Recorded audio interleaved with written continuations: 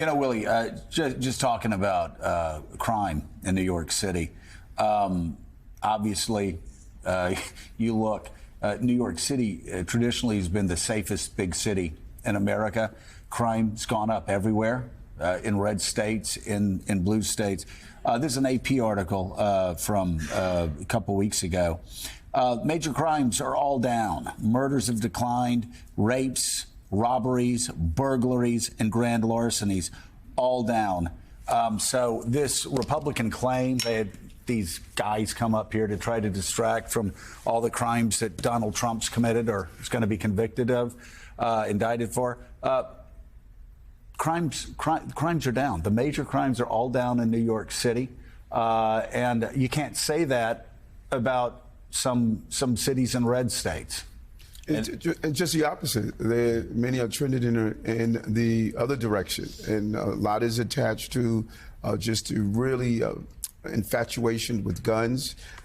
We go after those repeated offenders, as I say, the extreme recidivists, as we rolled out yesterday with the Retail Theft Summit report.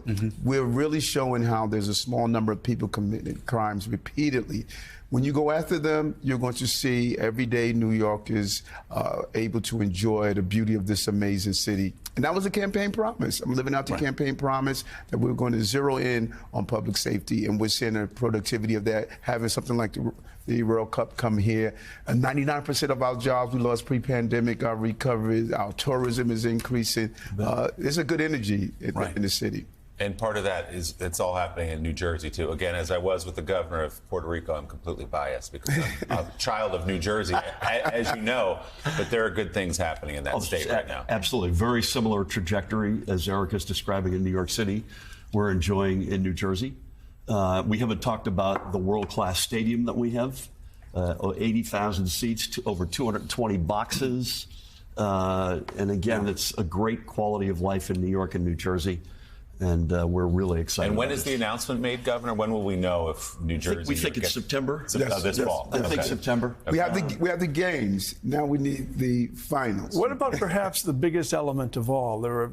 I can't think of another tri-state area in the country where the combination of police, security, whatever, could conduct such a large affair as the World Cup. I can't imagine it occurring in Dallas or any of the other cities that were mentioned, because New York, New Jersey... By the way, let me just say to the fine people in Dallas, we love your city. Really, I've always loved Dallas. I love Dallas. It's a leadership, the statewide leadership that causes the problem. But Dallas... That's true. You're looking good. Go ahead, Mike. Mike, I would add to that public transportation. Yes. We have an ability to move people around that really is second to none, both in New York and between our two states. So you know who else loves Dallas? Katty Kay, and she has a question for you all right now. Katty. That was a really random segue. It really was. Yeah. Have you ever been to Dallas? I have been in Dallas, yeah. Okay. Dallas is great. Great rhinestone belts. Mayor Adams, I was just wondering, Mr. Mayor, if you could help me out. I'm going to be interviewing Mayor Cantrell of New Orleans later this morning, and she, of course, has a big crime problem in her city. So I want to know if there are lessons that you could give her from what you've done in New York.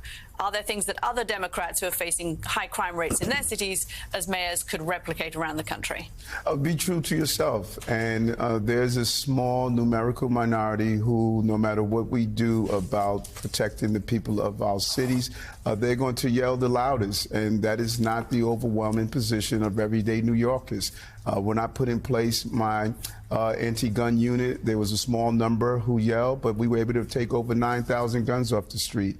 When we're using technology to improve public safety, there were those who yelled. You cannot allow those who yelled the loudest to believe they're the majority. Go with the desires of the people. 4 million people on our subway system. We increase our ridership. We're decreasing crime in our subway system, removing those who are dangerous to our system. Just be true to yourself. You were elected for a purpose and a reason, like we saw what happened in Philadelphia.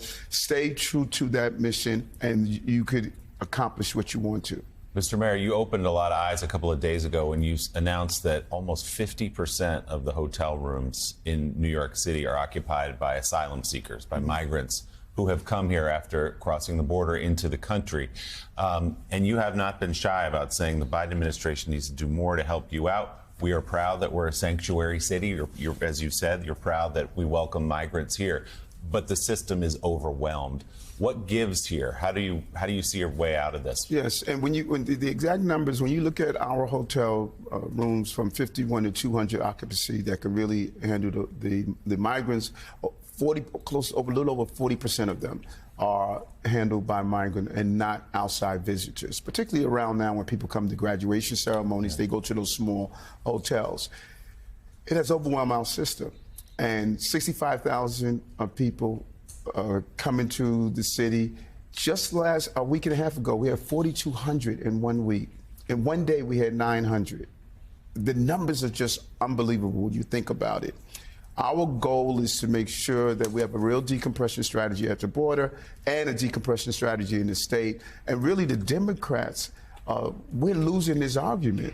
You know, we have an obligation to stay true to what I believe the party stands for, and I think the entire party needs to get behind how we handle this mission. Senator Schumer, Congressman Jeffries, and the New York delegation have done an amazing job of getting resources. The resources have not gotten here, particularly through FEMA. Well, and the Democratic Party has to get serious like you. I mean, we need to be humanitarian. At the same time, Mika, you can't have chaos at the border. It is unsustainable, not just for El Paso, not just for other cities along the border. It's unsustainable for cities like New York City as well. And there's nothing humanitarian. It's like we say about homelessness all the time. Nothing humanitarian about having people sleeping outside at 3 in the morning when it's 15 degrees over grates. That's not humanitarian. That's savage. It's the same thing with the humanitarian crisis on the border and in these other cities. It's not humanitarian. There has to be order brought to this system, and it starts at the border. Well said. Well, I want to ask Governor Murphy about access to health care for women, especially in light of waiting for a court ruling on ban on the abortion drug mifepristone. And you said on yesterday that you would consider defying the Supreme Court and continue to provide the drug. And well, I think a lot of women appreciate where you're going with this, because their health care across the country has been dramatically impacted by these sick bans that are rolling back our rights in so many different ways, but impacting our health. Are there consequences, though, do you think, to defying a court ruling? Listen, I hope, Mika, it doesn't come to this. But the fact of the matter is, I mentioned yesterday, particularly women from black and brown communities. You look at what North Carolina passed, for instance, and I'm the chair of the DGA, and we helped Governor Cooper push back on that. And I think they've ignited a political storm there that we're going to see the impact of which next year. But they did things like, if you're on Medicaid, it's a 10-week ban. You have to go for multiple meetings. Well, guess what? You get a lot of women working multiple jobs. So women are either, their health care is either impaired or we're losing lives literally over this. And if that's the case, we're going to leave every option on the table. I'm proud to say that New Jersey is a state that protects the reproductive freedoms and a right to abortion for any women in our state, including those traveling to New Jersey. But if this is what it comes to, and that hearing in New Orleans yesterday was disgusting, we will leave all options on the table. This is the type of governor he is. You know, there's just this absence of common sense governance. You know, yelling is not governing. And, you know, that's why we saw a city council person dropped out of the race who was good at yelling. This governor is a common sense. This is going to impact people. We need to leave all options open on how we address it. And that's what you see. This type of leadership is needed. Same right back at you.